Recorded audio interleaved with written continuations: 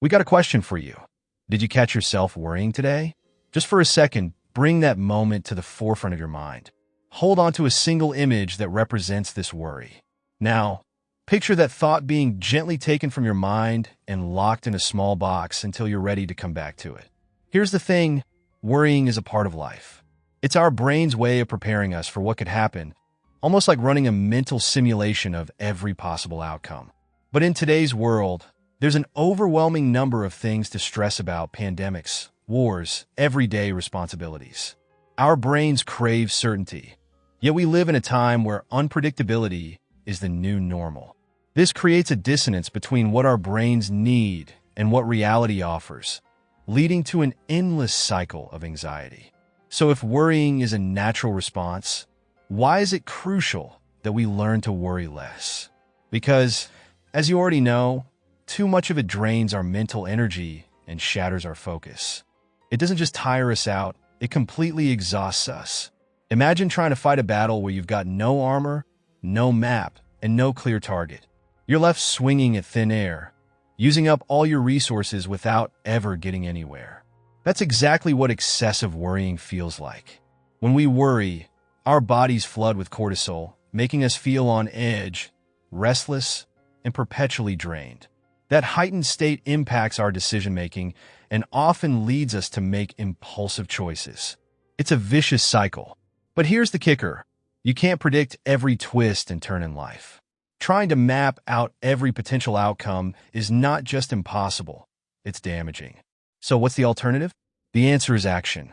It doesn't have to be some grand gesture or earth-shattering move. It can be as small as asking a question, clarifying a point, or taking a tiny step forward. Why? Because the antidote to worry isn't some magic cure. It's breaking the paralysis with deliberate movement, no matter how small.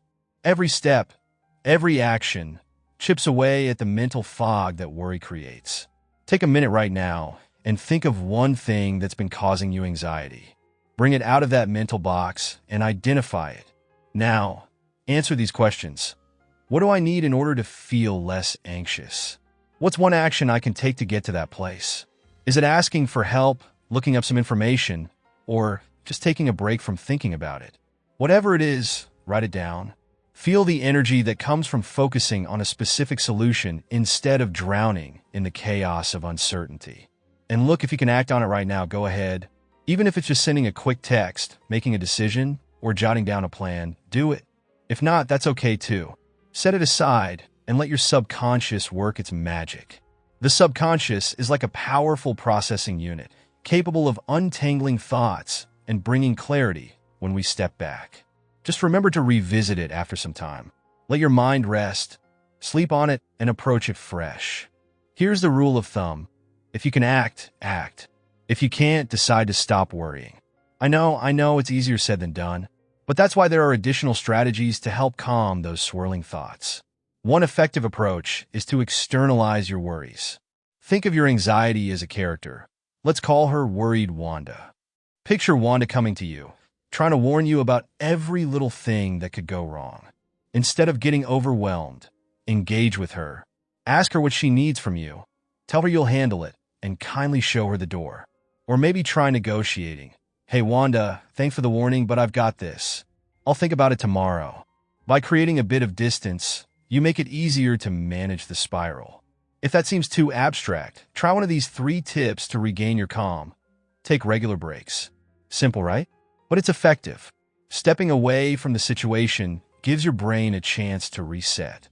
Move your body. Whether it's a quick stretch, a stroll around the block, or a more intense workout, moving helps clear out the cortisol and refreshes your mind. Connect with someone. Talk it out with a friend or family member.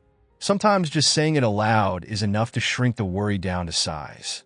It's okay to worry, but it's not okay to let worry run your life. So, what are you going to try next time anxiety rears its head? Which strategy will you experiment with? Because you deserve to move through life without the weight of constant unease. Remember, while you may not be able to predict or control everything, you can always control how you respond. Worry less, act more. It's time to break free and focus on what truly matters. Go out there and crush it,